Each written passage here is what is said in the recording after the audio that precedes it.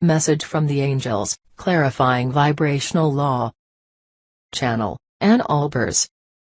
My dear friends, we love you so very much. So many of you have heard us discussing the importance of your vibration these past few years. Not one of you was taught in childhood that your actions matter far less than your energetic vibration. Only a few of you were encouraged to follow your inner compass rather than striving to please others. It is no wonder that embracing the 5D paradigm is challenging for so many of you. Today, we want to help and encourage you, explain things more deeply, and give you a new game to play to help you learn more about the power of your tuning. Imagine that you have a dream in your heart. Imagine now that there is a movie on television about how you got from where you are now to the fulfillment of this dream. It is a lovely movie of synchronicity, joy, and triumph. We're pretty sure you'd want to watch this movie. Now, on a different channel entirely, there is a news broadcast. It repeatedly tells you about your past, present, and the people around you as they are now. It shares new about the world around you, as it is now. It has no understanding of manifestation. As a result, when it projects into the future, it simply rehashes the present or past. It is not so likely you'd prefer to watch this channel. Now, suppose you have a magic tuner.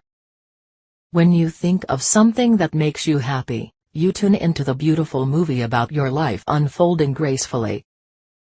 When you think of something that makes you feel unhappy, the good movie pauses, and you tune into the depressing news station right at a moment when it matches your own negative thoughts. As you can imagine, on a daily basis, most of you would switch between the good movie and the depressing news 1,000 times, if not more. Understanding that the good movie only plays while thinking thoughts that feel good, many of you could easily infer that you'd never reach the end. Back and forth you go. In reality, this is how many of you live your lives. You are the first generation to become aware of the value of your tuning. You are learning a new skill. It is reasonable to expect that you'd have to try again before learning to value your feelings and tune into things that feel better. It takes time, persistence, and practice to develop a new habit. Give yourself grace. Now, suppose you really want to see your happy ending. Like a young child playing a video game, you start practicing your tuning skills. You play with your thoughts to find ones that feel good.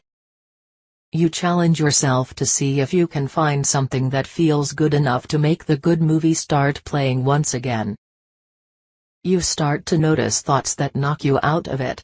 Little by little, as frustrating as it might be at first, you learn to manage your tuning until you can watch the good movie for long stretches of time, and when you fall away from it, you become more confident in your ability to tune into the good and see it play once again.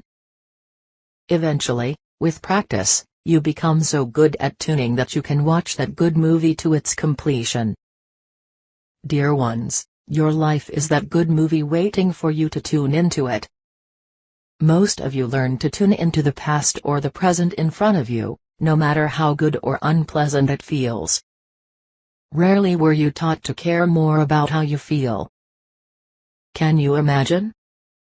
You want a relationship, and instead of focusing on it, because it sends you into that oscillation of vibration, you challenge yourself instead to find things to love about life, to find ways to share love in life, and little by little without even trying to manifest a relationship, you tune into that good movie with all its happy endings.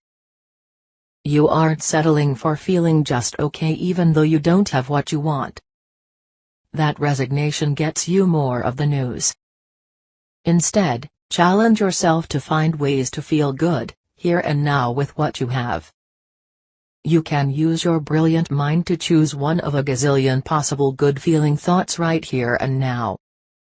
You can notice and appreciate the sun on your face. You can marvel at the busy little bees that pollinate your crops so you can eat. You can ponder the amazing connection with millions of people who poured their love into the coffee you pour into the cup. You can sit, breathe, and receive our love and assistance. Daily, you are surrounded by millions of small opportunities to feel good. It makes little sense to deprive yourself of the good feelings and the good movie that will lead to the good ending simply because you are upset that the good ending is not here now. You all want to be happy. Choose it now, and now again, and the good movie will play, bringing you even more. Some of you feel this isn't fair, and we understand. However, you cannot apply human law to a universe that operates in terms of vibration and expect it to function as a human being would. As a result, it is hard for so many of you to trust the universe to deliver your dreams. We understand. As these new concepts have been introduced into human consciousness, many of you still embrace the 3D paradigm of doing while trying to apply it to the 5D laws of being. You learn to fake it till you make it. If doing so helps you achieve the vibration of what you want, we encourage this. However, you can't fake vibration. No amount of action, fake positivity, or acting as if will matter if it doesn't make you feel wonderful. Far better, as a few of you have said over the years, to it till you make it. Ignore any dreams you can't feel good about and focus on things that feel better. Did we, the angels, just say that? Yes, dear ones. We say it with love, humor, and a realization that many of you will feel more inspired by shifting your focus than by trying harder to feel good about a topic you do not yet feel good about. If you can't feel good about the relationship you've been trying to manifest forever that still hasn't arrived, focus on anything and everything else that feels better.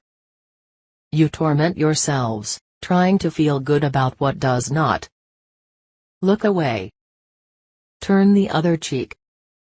Find happiness where it is easy to find, and let your vibration rise naturally.